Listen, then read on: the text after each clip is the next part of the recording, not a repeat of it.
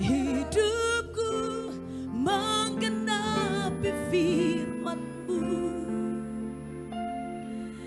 Tanda mujizat sertai tiap langkahku. Katakan bersama. Kau bersamaku di dalamku, jadi bukti kebesaran-Mu. Boleh lebih lagi, katakan hidupku. Hidupku menggenapi firman-Mu. Tanda mujizat, tanda mujizat sertai tiap langkahku. Yes Lord, Kau bersamaku di dalamku, jadi bukti kebesaran-Mu.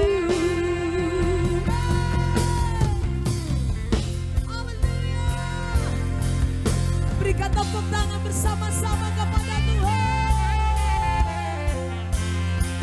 Thank you Lord. Sama-sama katakan, Tuhan Engkau sempurna dalam rencana-Mu dan karya-Mu. Ku serahkan hidupku, buktikan dengan Roh-Mu.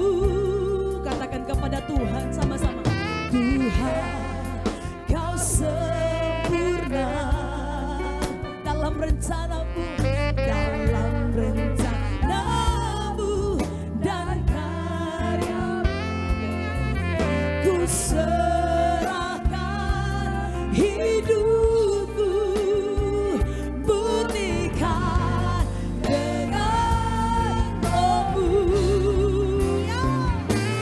Hidupku menggenapi firman-Mu. Tanda mujizat sertai tiap langkahku. Kau bersamaku, Kau bersamaku di dalamku, jadi bukti lebih lagi sama-sama. Katakan hidupku, hidupku menggenapi firman-Mu.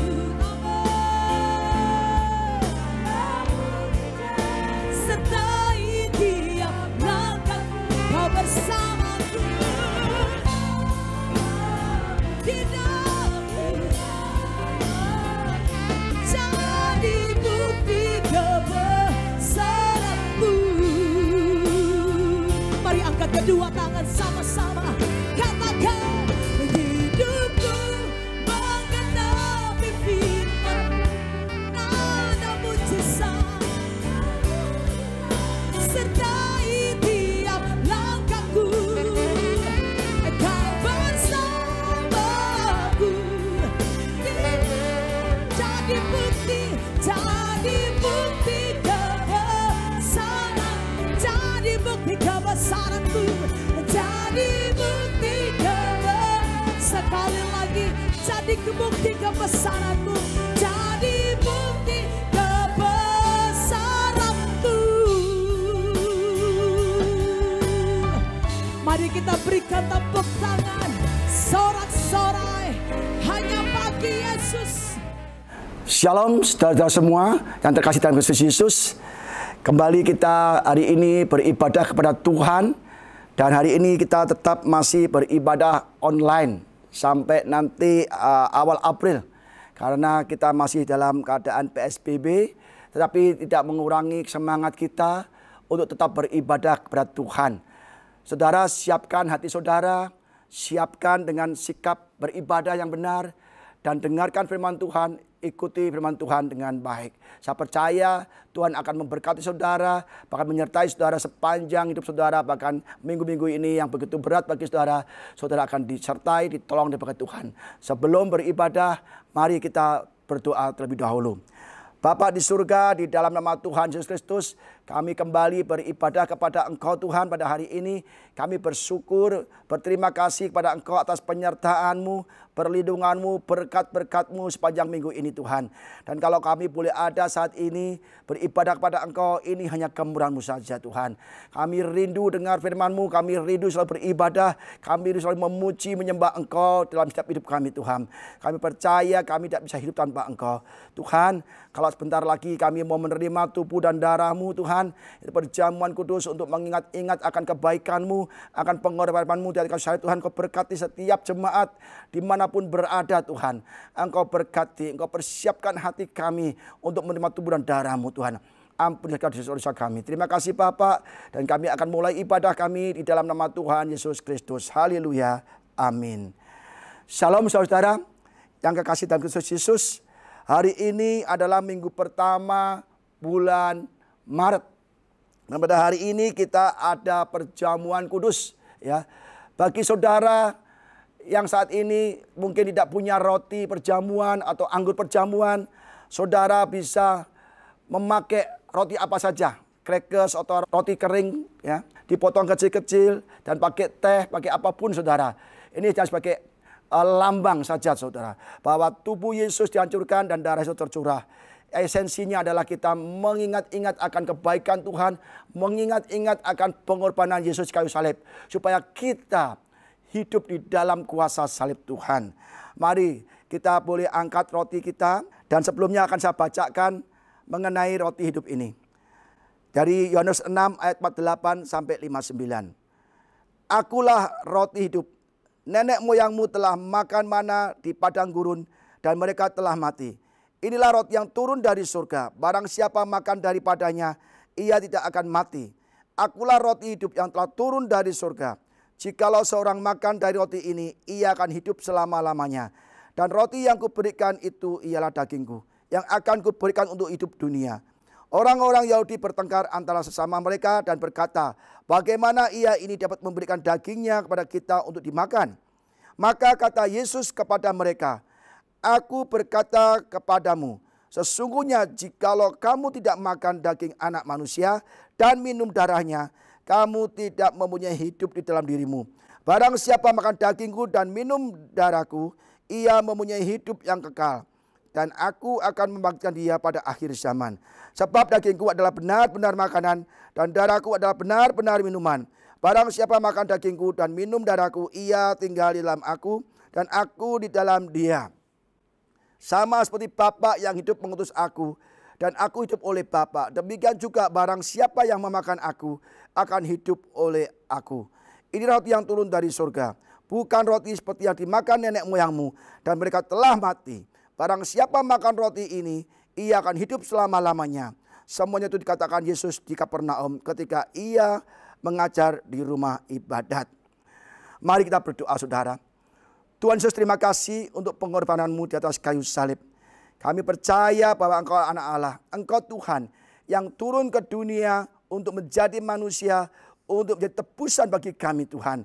Bahkan Engkau mau menderita, bahkan Engkau mau disalib Tuhan untuk kami Tuhan. Ampunilah segala dosa-dosa kami Tuhan. Kami percaya Engkau Tuhan yang baik. Tuhan mengasihi kami. Nyawa-Mu Engkau berikan untuk kami, supaya kami yang percaya kepada Engkau tidak binasa, melainkan beroleh hidup yang kekal. Terima kasih Bapak. Terima kasih Tuhan Yesus. Engkau ampuni, Engkau pulihkan kami. Dan kami tidak akan hidup seperti hidup lama, tapi hidup dari ciptaan yang baru. Terima kasih Yesus. Kami mau terima tubuh dan darah-Mu di dalam nama Yesus Kristus. Saudara, mari kita angkat roti kita. Demikianlah firman Tuhan. Sebab apa yang telah aku teruskan kepadamu, telah aku terima dari Tuhan. Yaitu bahwa Tuhan Yesus pada malam waktu ia diserahkan, mengambil roti, dan setelah itu ia mengucap syukur atasnya, ia memecah-mecahkannya, berkata, inilah tubuhku yang diserahkan bagi kamu. Perbuatlah ini menjadi peringatan akan aku. Saudara, bukankah roti yang kita pegang tinggi-tinggi ini merupakan persekutuan dengan tubuh Yesus yang dihancurkan di atas kayu salib? Yang percaya katakan amin. Mari kita makan bersama dalam nama Yesus.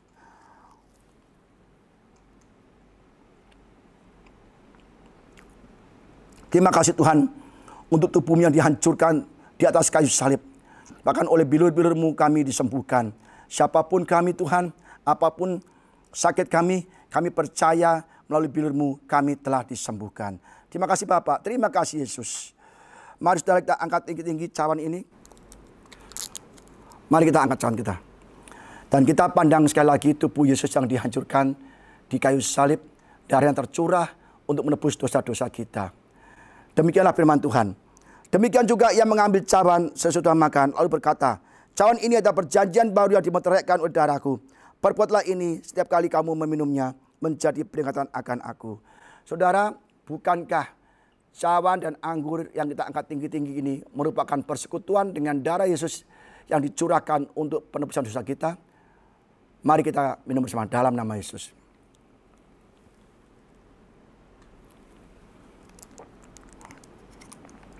Terima kasih Yesus untuk kebaikan-Mu Tuhan. Kami telah terima tubuh dan darah-Mu Tuhan. Kami percaya tubuh-Mu dihancurkan. Setiap bilur-bilur-Mu menyembuhkan kami, memulihkan kami Tuhan. Kami percaya bagi manusia itu mustahil, tapi bagi Tuhan tidak ada yang mustahil. Terima kasih Tuhan untuk curahan darah-Mu. Kami percaya Tuhan melalui darah-Mu Engkau menukar hidup kami. Dosa-dosa kami Kau ampuni. Sehingga kami yang percaya pada Engkau terima keselamatan dan tidak binasa. Terima kasih Bapak. Kalau sebentar kami mendengar firman-Mu, urapi kami semua mata telinga pikiran hati kami agar tertuju untuk firman-Mu. Hanya dalam nama Yesus kami siap dengar firman-Mu. Haleluya. Amin. Shalom saudara-saudara. Kita hari ini baru saja menerima tubuh dan darah Yesus ya. Perjamuan kudus untuk mengingat-ingat akan kebaikan Yesus yang telah mati di atas kayu salib untuk menebus dosa-dosa kita ya. Tidak ada orang yang bisa beri kita keselamatan selain Tuhan Yesus Kristus. Maka kita juga harus sering menerima tubuh dan darah Yesus ya, perjamuan kudus, supaya kita terlalu ingat akan kebaikan Yesus, akan pengorbanan Yesus, akan penderitaan Yesus di kayu salib. Tetapi terkadang ketika kita menerima tubuh dan darah Yesus, mengikuti, melaksanakan perjamuan kudus, kita anggap sebagai tradisi, kebiasaan tanpa memahami arti pengorbanan Yesus. Maka kita tidak mengalami makna salib, makna kematian Yesus. Jika kita mengerti betapa beratnya penderitaan Yesus kayu salib, maka kita tidak akan mau berbuat dosa lagi saudara. Sangat berat, sangat menderita Yesus. Itu supaya kita diselamatkan, diberkati, dipulihkan. Bahkan hubungan kita pada Bapa di surga dipulihkan saudara. Bahkan banyak orang memakai kalung salib ya, yang besar, bahkan dari diamond. Tetapi mereka tidak memahami arti salib itu sendiri. Ketika mereka memakai kalung salib, mereka sedang melakukan dosa. Saudara, kita benar-benar tidak mengerti. Kalau kita mengerti arti pengorbanan Yesus kayu salib, apa makna, apa kuasa yang kita dapatkan dari salib, maka kita tidak perlu khawatir saudara. Apapun yang kita hadapi di dunia ini tidak perlu takut dan khawatir. Semua sudah diselesaikan di atas kayu salib bagi kita semua. Amin saudara. Pada hari ini kita belajar tentang kuasa salib. Mari kita buka Alkitab kita 1 Korintus pasal 1 ayat 18. Demikian firman Tuhan. Sebab pemberitaan tentang salib memang adalah kebodohan bagi mereka yang akan binasa. Tetapi bagi kita yang diselamatkan, pemberitaan itu adalah kekuatan Allah. Jadi saudara, kita perhatikan. Di ayat ini ada dua kata yang bertentangan. Pertama adalah kata binasa, dan kedua adalah kata selamat, yaitu bagi yang binasa dan kita yang diselamatkan. Bagi orang yang binasa, salib merupakan kebodohan. Dan bagi kita yang percaya dan sudah diselamatkan, salib merupakan kekuatan Allah. Banyak orang tidak percaya akan salib. Kebodohan, ya, tidak ada gunanya, sia-sia. Siapa mereka dalam ayat ini? Mari kita buka 1 Korintus 1 ayat 22 sampai 24. 1 Korintus 1 ayat 22 sampai 24. Orang-orang Yahudi menghendaki tanda dan orang-orang Yunani mencari hikmat. Tetapi kami memberitakan Kristus yang disalibkan. Untuk orang-orang Yahudi suatu batu sandungan, dan untuk orang-orang bukan Yahudi suatu kebodohan. Tetapi untuk mereka yang dipanggil, baik orang Yahudi maupun orang yang bukan Yahudi, Kristus adalah kekuatan Allah dan hikmat Allah. Jadi saudara, bagi orang Yahudi, bagi orang Yunani yang tidak percaya bahwa salib adalah keselamatan, salib adalah pemulihan hubungan dengan Allah, mereka ditentukan untuk binasa, saudara. Orang-orang Yahudi tidak percaya bahwa Yesus adalah anak Allah. Mereka mencari tanda-tanda. Apa sih tanda-tandanya? Mengapa Yesus disebut anak Allah? Padahal dari kelahirannya sudah beda. Mereka pikir Yesus yang diharapkan adalah Mesias, yang adalah pembebas bangsa Israel dari penjajahan Romawi. Saat itu memang bangsa Yahudi dijajah oleh bangsa Romawi. Kalau Yesus adalah anak Allah, pembebas bangsa Israel, mengapa Yesus tidak bisa membebaskan bangsa Israel dari penjajahan Romawi? Bahkan Yesus mati disalib oleh tentara Romawi. Ini sangat memalukan bagi bangsa Yahudi. Suatu kebodohan kalau percaya kepada Yesus yang disalib sebagai anak Allah. Saudara, orang yang disalib adalah orang yang terkutuk. Ulangan 21 ayat 23 mengatakan, orang yang digantung dikutuk oleh Tuhan. Jadi orang Yahudi benar-benar tidak percaya bahwa Yesus adalah anak Allah, bahwa Yesus adalah Mesias yang dijanjikan, penyelamat bangsa Israel. Mereka hanya memikirkan bahwa Yesus lahir di istana, harus bisa mengusir penjajah Romawi. Dan mereka mencari tanda-tanda. Padahal sudah banyak tanda-tanda yang Yesus perbuat, saudara. Banyak sekali mujizat-mujizat yang dilakukan Yesus di depan mereka. Mereka melihat. Tapi mereka tidak mau percaya. Mereka mencari tanda-tanda yang lain. Mencari Mesias yang lain. Bangsa Yunani, dia lebih mengutamakan intelektual. Dia pandai. Dia berkata, buat apa kita percaya Yesus? Orang bodoh aja percaya Yesus. Lihat aja dari lahirnya. Yesus lahir di keluarga yang miskin. Lahirnya di kandang binatang. Bahkan Yesus diparingkan di palungan. Bagaimana mungkin Yesus menjadi raja? Yesus menjadi juru selamat. Anak Allah. Anak Allah mestinya lahir yang bagus. Di istana atau di mana. Tetapi Yesus justru lahir di kandang. Dan diparingkan di palungan. Ini sesuatu yang tidak masuk akal. Nggak logika, saudara. Bahkan benar-benar orang Yahudi tidak percaya kepada Yesus. Saudara, banyak orang tidak percaya mengendaki tanda-tanda, mengendaki mujizat-mujizat yang Tuhan lakukan supaya kita percaya. Yesus sudah banyak membuat banyak mujizat. Dari dulu orang mati dibangkitkan, orang buta melihat, orang lumpuh berjalan. Segala kelemahan tubuh Tuhan sembuhkan. Tetapi orang Yahudi dan orang Yunani masih mencari-cari Mesias. Masih belum percaya, saudara. Di minggu-minggu yang datang akan saya sampaikan khotbah tentang mujizat-mujizat Tuhan. Supaya kita semua percaya bahwa Yesus sanggup melakukan segala perkara. Yang tidak mungkin bagi kita, Yesus sanggup lakukan. Karena di saat-saat ini, tahun-tahun ini, bahkan tahun yang lalu, kita mengalami banyak masalah, krisis ekonomi, sakit penyakit, ya, beban berat. Dan kita sudah lupa akan kebaikan-kebaikan Tuhan. Kenapa kita lupa? Kita tidak pernah membaca firman Tuhan. Sehingga kita tidak dikuatkan, diingatkan akan kuasa salib Yesus. Saudara, banyak sekali di antara kita yang masih meragukan Tuhan. Masih meragukan Yesus. Kita hidup seenaknya sendiri, tidak mau berdasarkan firman Tuhan. Saudara, kita lihat. Bagi orang yang diselamatkan, bagi kita yang diselamatkan, salib adalah kekuatan Allah. Kekuatan Allah dalam hidup kita, saudara. Apa arti kekuatan? Di dalam bahasa aslinya, bahasa Yunani, dunamis. Kekuatan yang besar, kemampuan, kekuatan yang ajaib. Jangan perbuatan perkasa yang luar biasa. Itu dunamis, saudara. Jadi kalau kita percaya dan kita diselamatkan, percaya kepada Yesus yang mati di atas kayu salib dan dibangkitkan di hari yang ketiga, maka kita mempunyai kekuatan, mempunyai ability, mempunyai kemampuan untuk hidup ini, saudara. Karena kekuatan Allah ada pada kita. Kuasa apa saja yang kita dapatkan ketika kita percaya bahwa Yesus telah mati bagi kita. Pertama, keselamatan, saudara. jelas sekali bahwa Yesus mati untuk menebus dosa-dosa kita.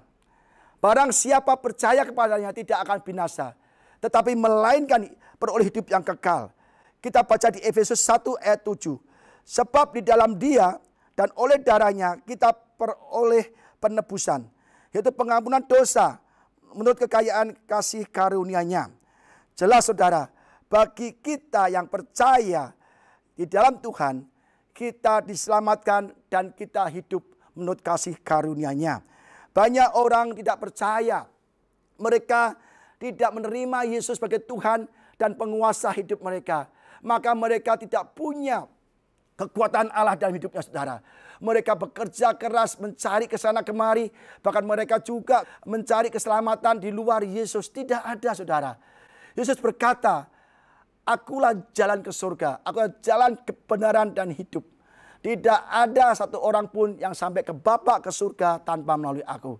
Yesus mengatakan demikian, tapi banyak orang tidak percaya. Mereka mencari keselamatan di luar Yesus. Dengan cara apa? Berbuat amal. Amal sebanyak-banyaknya. Karena mereka percaya, nanti kalau orang meninggal, amal perbuatan akan ditimbang. Ya. Kalau amalnya lebih banyak, perbuatan lebih baik lebih banyak, maka masuk surga. Tapi kalau perbuatan jahatnya lebih banyak, masuk neraka. Jadi bagi orang yang tidak percaya, orang dunia, dia mengakui bahwa ke surga ditentukan oleh amal kebaikan kita. Saudara, kalau amal kebaikan kita menentukan kita ke surga, maka semua orang yang berbuat jahat, merampok, mencuri, koruptor, semua pada masuk surga, saudara. Karena mereka punya uang untuk beramal. Bisa saja kita mencuri, korupsi. Misalnya 1 miliar. Mereka berikan, sumbangkan ke orang miskin untuk beramal. 600 juta. 400 untuk pribadi. Jadi menurut hitungan mereka masuk surga. Karena amal mereka ditimbang dengan kejahatan lebih banyak amalnya, saudara. Saudara, keselamatan tidak bisa ditentukan oleh kebaikan kita. Keselamatan adalah anugerah Tuhan. Kita tidak bisa selamat oleh apapun yang kita miliki di dunia ini. Kita pandai, kita kaya, kita hebat. Tidak bisa membuat kita diselamatkan. Kecuali anugerah Yesus melalui salib, saudara. Inilah kuasa yang pertama, yaitu adalah keselamatan. Tidak ada jalan lain, saudara. Mari, saudara, yang belum terima Yesus sebagai Tuhan dan Juru Selamat, saya katakan hari ini tentukan. Mungkin besok kita sudah tidak ada lagi. Mungkin minggu depan kita sudah tidak ada lagi. Kita meninggal. Kita nggak tahu. Tetapi hanya Yesus yang bisa membawa kita ke surga. Nabi boleh banyak. Rasul boleh banyak. Tokoh agama boleh banyak. Tetapi Juru Selamat hanya satu. Yaitu Tuhan Yesus Kristus, saudara. Karena semua manusia, termasuk Nabi, Rasul, tokoh agama, semua adalah orang yang berdosa. Yang telah kehilangan kemuliaan Allah.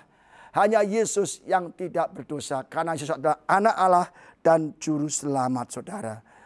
Itulah kuasa yang pertama, yang utama yang kita dapatkan dari salib Yesus, saudara. Yang kedua, kuasa apa atau mujizat apa atau berkat apa yang kita dapatkan melalui salib?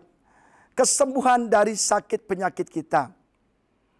Saudara, Yesus mati di kayu salib itu memulihkan segala hal. Pertama, keselamatan. Kedua, juga kesehatan kita. Kita buka di kitab Yesaya 53 ayat 5. Ini sudah dinubuatkan oleh Nabi Yesaya. Tetapi ia tertikam oleh karena pemberontakan kita. Dia diremukkan oleh karena kejahatan kita. Ganjaran yang mendatangkan keselamatan bagi kita ditimpakan padanya. Dan oleh bilur-bilurnya kita menjadi sembuh. Yesaya mengatakan, menubuatkan oleh bilur-bilur Yesus kita menjadi sembuh. Dan ditegaskan lagi oleh Petrus. Di dalam 1 Petrus 2 ayat 24. Demikian firman Tuhan. Ia sendiri telah memikul dosa kita di dalam tubuhnya di kayu salib. Ya, Yesus memikul dosa kita di dalam tubuhnya di kayu salib. Ya. Ia sendiri telah memikul dosa kita di dalam tubuhnya di kayu salib. Supaya kita yang telah mati terhadap dosa, hidup untuk kebenaran. Oleh bilur-bilurnya kamu telah sembuh. Jadi saya katakan, kamu menjadi sembuh. Dan Petrus menambahkan, oleh bilurnya kamu telah sembuh. Ya. Jadi bagi mereka yang binasa, bilur-bilur Yesus tidak berarti apa-apa saudara. Tetapi bagi kita yang percaya, bilur-bilur Yesus telah menyembuhkan kita. Orang banyak nggak percaya kuasa salib, kuasa bilur Yesus di atas kayu salib. Mereka ke gereja, mereka beribadah, melayani Tuhan. Tapi mereka ketika sakit berkata, sakit tidak harus doa. Sakit tidak bisa hanya berdoa. Sakit itu harus ke dokter. Karena dokter yang bisa menyembuhkan. Mereka beranggapan dokter lebih bisa menyembuhkan daripada kuasa bilur Yesus. Saudara, saya tidak anti dokter. Saya tidak melarang saudara ke dokter. Tapi dokter, rumah sakit, obat adalah sarana yang Tuhan pakai untuk menyembuhkan kita, saudara. Tetap kesembuhan adalah milik Yesus. Sekarang buktinya gini, saudara. Banyak orang-orang yang divonis mati. Divonis kanker. Kamu kanker. Sudah gak bisa bakal disembuhkan. Dokter sudah angkat tangan. Tetapi ketika kita percaya Yesus, percaya bilur-bilur Yesus di kayu salib, mereka berdoa, Tuhan, oleh bilur-bilurmu kami telah sembuh. Oleh bilur-bilurmu aku telah sembuh. Dia katakan berulang-ulang dengan iman dan percaya. Dan Tuhan berikan kesembuhan. Saudara, demikian pula kalau kita tidak punya anak. Tuhan, dokter bilang pakai obat ini, obat itu. Mungkin dokter berkata, mungkin salah satu di antara saudara mandul. Dokter angkat tangan, apapun yang nggak bisa. Tetapi dengan kuasa bilur-bilur Yesus, kita bisa sembuh. Orang yang mandul bisa punya anak. Orang yang kanker disembuhkan. Orang yang tumor bisa sembuh juga, saudara. Jadi kuasa salib yang kedua adalah kesembuhan dari sakit penyakit, saudara. Banyak orang sering melupakan Tuhan. Kita sakit biasa karena kita manusia. Kita tubuh jasmani di dunia ini. Tapi dengan bilur Yesus, oleh bilur Yesus, kita telah disembuhkan. Ke dokter silakan. Tetapi saudara bilang ke dokter, doa dulu. Tuhan, saya sakit. Sembuhkan aku, Tuhan. Aku percaya oleh bilur-bilurmu aku telah sembuh. Dan kalau kita imannya benar-benar besar, maka kita benar-benar sembuh tanpa ke dokter, saudara. Jadi kita harus benar-benar belajar melatih iman kita. Belajar mengaplikasikan kuasa bilur Yesus di atas kayu salib. Saya juga sakit, saudara. Tapi saya kalau sakit saya selalu, Tuhan, oleh bilurmu aku sembuh. Tuhan, oleh bilurmu aku sembuh. Dan kita sembuh juga, saudara. Memang kita juga kadang-kadang diizinkan Tuhan untuk ke dokter, ya kan? Tapi saudara, kesembuhan tetap milik Yesus. Yang ketiga, kuasa apa yang kita dapatkan melalui salib Yesus? Berkat dan mujizat. Yesus tidak hanya mati bagi kita, disalib untuk memberi kita keselamatan, kesembuhan dari segala penyakit, tapi Yesus juga memberikan berkat-berkat dan mujizat-mujizat bagi kita. Melalui salib, semua kutuk diangkat, diambil Yesus, dan kita diberikan berkat. Yesus menjadi kutuk supaya kita diberkati. Mari kita buka Galatia 3 ayat 13 sampai 14. Kristus telah menebus kita dari kutuk hukum Taurat. Dengan jalan menjadi kutuk karena kita. Sebab ada tertulis, terkutuklah orang yang digantung pada kayu salib. Yesus Kristus telah membuat ini supaya di dalam Dia berkat Abraham sampai kepada bangsa-bangsa lain. Sehingga oleh iman kita menerima roh yang telah dijanjikan itu. Saudara, di atas kayu salib, kutuk-kutuk kita diganti dengan berkat. Kita yang terkutuk, tapi Yesus menggantikan kutuk itu menjadi berkat. Yesus mengambil kutuk karena berkata, terkutuklah orang yang digantung di atas kayu salib. Jadi Yesus tidak berdosa, Yesus itu baik, tidak ada salahnya. Dia menjadi kutuk untuk menggantikan kita, supaya kita terlepas dari kutuk dan kita diberkati. Ingat, waktu Adam dan Hawa ketika belum jatuh dalam dosa, hidupnya berkelimpahan di Taman Eden. Tetapi ketika Adam jatuh dalam dosa, tanah menjadi terkutuk. Dan Adam harus bekerja keras, Adam harus bekerja dengan peluh, dan hasilnya onak dan duri. Tetapi kutuk itu telah diambil dari kita melalui salib Yesus. Supaya kita tidak dikutuk lagi dan hidup di dalam berkat-berkat Tuhan. Saudara, banyak kita tidak percaya, ya banyak orang hanya mengandalkan kekuatannya untuk mencari nafkah, saudara. Tetapi percayalah, melalui salib kita menerima berkat Abraham melalui salib Yesus. Saudara, saya percaya kalau kita percaya Yesus, ya, maka apapun yang kita butuhkan, apapun yang kita perlukan, masalah apapun yang kita hadapi, Tuhan selalu menolong dan memberi pemulihan, saudara. Karena saya percaya kita melihat di dalam Injil Matius, Markus, Lukas, dan Yohanes, kita lihat Yesus menyembuhkan sakit penyakit, menolong banyak orang dari segi sosial, dari segi ekonomi, dari segi kesesakan, semua ditolong. Ketika Yesus datang kepada Petrus, Petrus sedang mengalami kesusahan. Dia bekerja siang dan malam, tidak dapat ikan. Tetapi ketika Yesus datang, Petrus diberi banyak ikan, 2 perahu penuh. Ketika Lazarus mati, sudah 4 hari dikubur, Yesus bangkitkan. Saudara, air menjadi anggur. Dan sebanyak berkat-berkat ketika Yesus berkhotbah, 5.000 laki-laki diberi makan Yesus. Hanya dengan 5 roti dan 2 ikan. Di dalam Tuhan selalu ada berkat dan mujizat, saudara. Kita hanya tinggal percaya saja kepada Tuhan. Kita banyak tidak mengerti akan makna salib. Kita baca sekali lagi ayat yang tadi pembukaan. Ya, 1 Korintus 1 ayat 18. Sebab pemberitaan tentang salib memang adalah kebodohan bagi mereka yang akan binasa. Tapi bagi kita yang diselamatkan, pemberitaan itu adalah kekuatan Allah. Saudara, percayalah kepada Yesus. Yang kita peringati hari ini, perjamuan kudus, kita untuk mengingat-ingat bahwa Yesus telah mati bagi kita untuk memulihkan segala aspek kehidupan kita, memulihkan segala hal.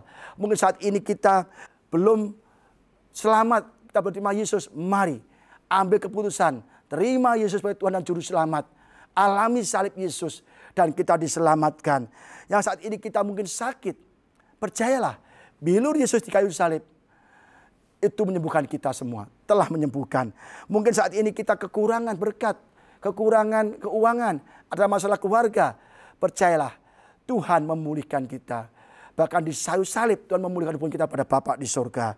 Saudara, banyak sekali yang kita dapatkan di dalam salib Yesus. Kita percaya dan kita mau beribadah dengan sungguh-sungguh. Yesus telah mati memberikan nyawanya untuk kita, apalagi kita butuhkan. Kita banyak meminta dari Yesus. Yesus telah memberikannya, tetapi kita tidak mau menerimanya dengan baik. Saudara, mulai hari ini kita tidak terus meminta Tuhan tanpa kita memberikan sesuatu buat Tuhan. Banyak orang ke gereja berkata, apa yang gereja bisa berikan kepada saya? Banyak orang ke gereja beribadah, apa yang bisa saya terima dari gereja? Tetapi mereka tidak mau mengatakan, apa yang saya bisa lakukan untuk gereja? Apa yang bisa saya berikan untuk gereja? Saudara, kita beribadah kepada Tuhan juga demikian. Tidak bisa kita, Tuhan, apa yang kau berikan untuk aku? Yesus, kau beri aku uang. Yesus, kau berikan aku kesembuhan. Yesus, berikan aku pemulihan. Tetapi kita tidak pernah memikirkan, Yesus, apa yang bisa aku berikan untuk engkau? Yesus, apa yang bisa aku perbuat untuk engkau? Saudara yang kekasih dalam Kristus Yesus, jemaat AOC dan siapapun yang mendengarkan ibadah ini, mari kita ambil tindakan, kita ambil keputusan yang benar. Kita mulai beribadah dengan benar. Sediakanlah waktu kita 1 hari, mungkin 1 jam, setengah jam, 1,5 jam terserah. Maka percayalah, hidup saudara akan sangat diberkati, saudara. Tuhan itu mencari umatnya yang mau datang kepada Dia, Tuhan. Bapak kita rindu anak-anaknya datang kepada Tuhan. Saudara, kita sebagai orang tua, Kalau anak kita menjauh dari kita, apakah kita senang? Kita pasti sedih. Dan kita pasti akan rindu. Kok anak-anakku gak ada dekat sama aku ya? Bapak di surga demikian saudara. Mari kita sediakan waktu 1 jam 1 hari minimal. Untuk datang ke Tuhan, intim dengan Tuhan, Bapak kita akan senang sekali. Kita baca firman ya. Tuhan, kita berdoa, memuji, menyembah, dan Tuhan Bapak kita pasti disenangkan. Dan maka apapun yang kita hadapi, apapun yang kita alami, masalah apapun yang kita miliki saat ini, Tuhan pasti menolong kita. Mari saudara, saya ajak saudara semua, dan saya ajak saudara bukan saya nggak melakukan. Saya juga melakukan saudara. Setiap pagi sebelum saya bekerja, pukul 7, saya sudah mulai saat teduh. Baca firman 1 jam. Ya, mulai memuji menyembah.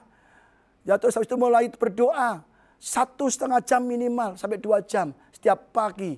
Saya sediakan waktu untuk Tuhan. Saat saya segar, bangun tidur sehat, saya intim dengan Tuhan. Maka hari-hari yang saya lalui saudara, begitu enak, damai, sejahtera. Dan Tuhan tahu apa yang kita butuhkan. Dan Tuhan berkati kita. Maka saudara, kita semua jemaat AOC, saya rindu tahun ini, tahun 2021 ada tahun pemulihan dan tahun promosi dari Tuhan. Dengan percaya, dengan menerima Yesus sebagai Tuhan dan Juru Selamat. Dan kita harus mengalami kuasa Allah dan kita. Dengan terus mengingat-ingat akan kebaikan Tuhan. Saudara, mari kita terus maju dalam Tuhan, dalam pelayanan, dalam ibadah pada Tuhan, dimanapun saudara berada. Sekian firman Tuhan, dan mari kita berdoa. Bapa di surga, terima kasih untuk firman-Mu Tuhan. Kami bersyukur pada Engkau, kalau hari ini kami telah terima tubuh dan darah-Mu, bahwa Yesus telah mati bagi kami di salib. Kami percaya melalui salib kami diselamatkan. Melalui salib kami pulihkan hubungan kami dengan Bapa di surga. Karena kami tahu kami tidak bisa selamat. Kami tidak bisa menjadi anak-anak Allah. Kami tidak bisa masuk ke surga tanpa melalui salib Yesus. Memang Tuhan, kami percaya Nabi boleh banyak, Rasul boleh banyak. Tapi kami tetap selalu percaya Juru Selamat hanya Tuhan Yesus Kristus. Terima kasih Bapak, kami percaya melalui salib-Mu kami disembuhkan dari sakit penyakit. Oleh bilur-Mu Tuhan kami telah disembuhkan. Mungkin saat ini Tuhan kami yang jemaat-Mu dimanapun berada sedang mengalami sakit penyakit. Mungkin terjangkit COVID-19. Apapun bentuk sakit penyakitnya Tuhan. Walaupun kanker, tumor, apapun Tuhan. Kami percaya bilur Yesus sanggup menyembuhkannya. Kami mau percaya, mulai hari ini kami mau percaya kuasa salib Yesus. Kami mau percaya, karena kami adalah orang-orang yang telah diselamatkan. Terima kasih Bapak, dan kami juga percaya Yesus mati di kayu salib bukan saja menyelamatkan, menyembuhkan yang sakit, tapi juga memberkati kami berlimpah-limpah. Kami percaya Yesus menjadi kutuk bagi kami, supaya kami yang terkutuk menjadi diselamatkan, dibebaskan, dan kami terima berkat-berkat Abraham melalui salib-Mu Tuhan. Terima kasih Bapak, kami berdoa setiap jemaat-Mu dimanapun berada Tuhan, yang sakit yang Kau sembuhkan, yang lemah Kau kuatkan, yang berbeban berat dengan berbagai-bagai masalah hidup, Engkau beri kelegaan Tuhan. Kami percaya salib Yesus memulihkan segala hal. Terima kasih Bapak, hanya di dalam nama Yesus kami sudah berdoa dan mengucap syukur. Haleluya, amin. Saudara, sebelum kita berpisah, kita terima berkat Tuhan Yesus Kristus. Kita angkat tangan dan katakan amin akan setiap kata-kata iman ini dan terjadi dalam hidup saudara. Diberkatilah keluargamu, diberkatilah suamimu, diberkatilah istrimu, diberkatilah anak-anakmu, diberkatilah orang tuamu, diberkatilah kesehatanmu, diberkatilah pekerjaan bisnismu, diberkatilah engkau dengan hati yang mau percaya pada Yesus Kristus. Saudara, terimalah berkat rahmat anugerah dari Bapa di surga. Cinta kasih sayang Tuhan Yesus Kristus, penyertaan, pertolongan, penghiburan, kekuatan Roh Kudus Roh Allah menyertai kita semua pada pagi hari ini sampai selama-lamanya. Hanya di dalam nama Tuhan Yesus Kristus yang percaya, mari sama-sama katakan amin.